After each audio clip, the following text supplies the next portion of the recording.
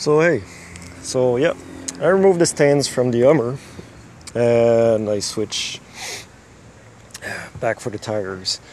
One of the reasons, look what happened when you keep a car on stands for a little while. See those holes? That's exactly where the stands were. So the Hummer started sinking and I needed to replace that. Well, remove them and actually install the tires. So anyways, that was my little side note of today.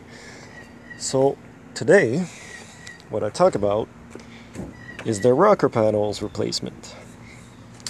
Usually rocker panels you can actually pay a lot of money for each side. So some company sells them for like $70 US without shipping. Some parts store can actually sell them up to $290. I already saw that up to $300 and something. So what I do for that, as you see, I got the mold.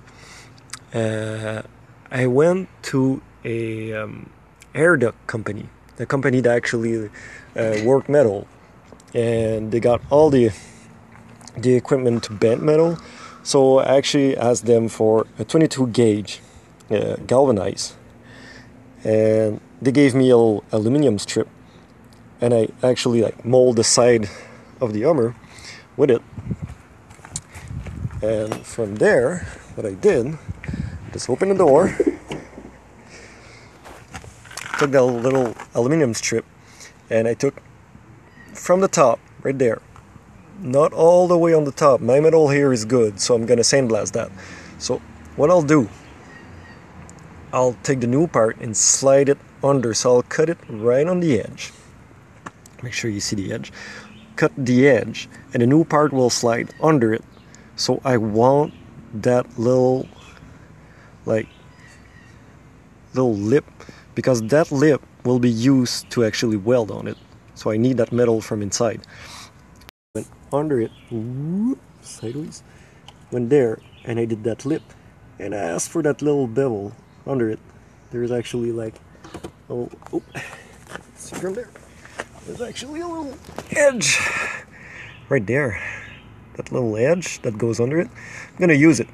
So what I'll do with the new part, every 2 inch, I guess, I'll actually drill a hole in the new part and keep the back fine. For the part that's missing, if ever the metal is not good enough, like over there, I'll replace it with a 16 gauge plate. I'll just do like an L shape and weld it from the floor and redo that shape, and the new part will come right over it. And with the hole that's going to be drilled in that new rocker panel, I'll weld from the middle of the hole. I don't think we all got tools to do like those spot welds. So it's like a mimic of a spot weld, but with a MIG. So yeah, just drill a hole in the new one. We'll fill it up. Actually, I'll show all of that when we reach that part. So anyways, back to my always going so fast in my videos. So from the start, you mold that piece of aluminum to cover all of that down and a bit under. Bring that to the guy. He charged me $35 per side for 22 gauge galvanized metal. So that's actually a good thing. You save a lot of money from there. And I asked a 16 gauge plate, $25 for a 16 gauge plate, 4x4, 4 feet by 4 feet, about maybe 1 meter and 30 centimeter. I don't remember what it is. For a Canadian, actually, I use a lot more imperial than the actual Canadian. And that's a 16 gauge. That's actually more flexible. I can actually use it to make bend some plate and anything that I need really to work with. 22 gauge, it's more malleable, so you can actually bend it and do other things. This one's going to be harder if you don't have an invol or good hammer. So that's just for straight, anything that you don't need to bend. That's really a plate that you need. That's going to be good. And I bought a tarp, and I'll come back.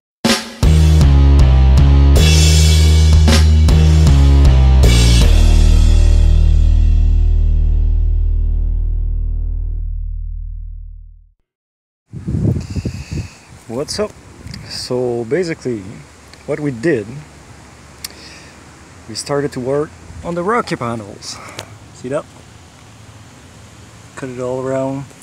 Don't know if you remember in the other video, actually I bought the replacement rocker panels for 35 bucks per side.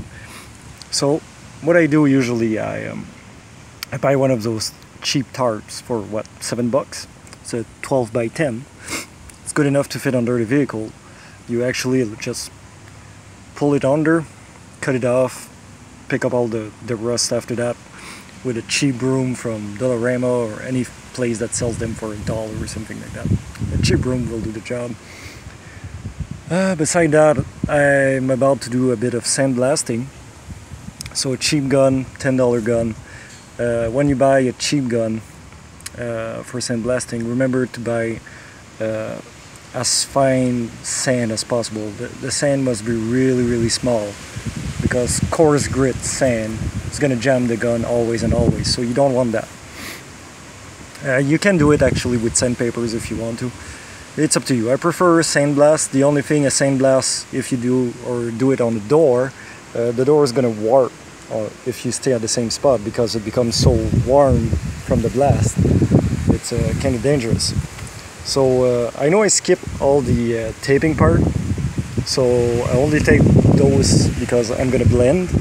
So I'm gonna paint all of that, I'm gonna blend it in, redo around the doors.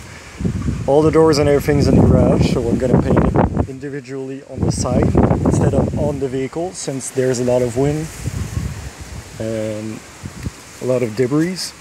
Right now I'm working on this side. I'm gonna remove the side step and the rocker from this side. So yeah, so that's it for now.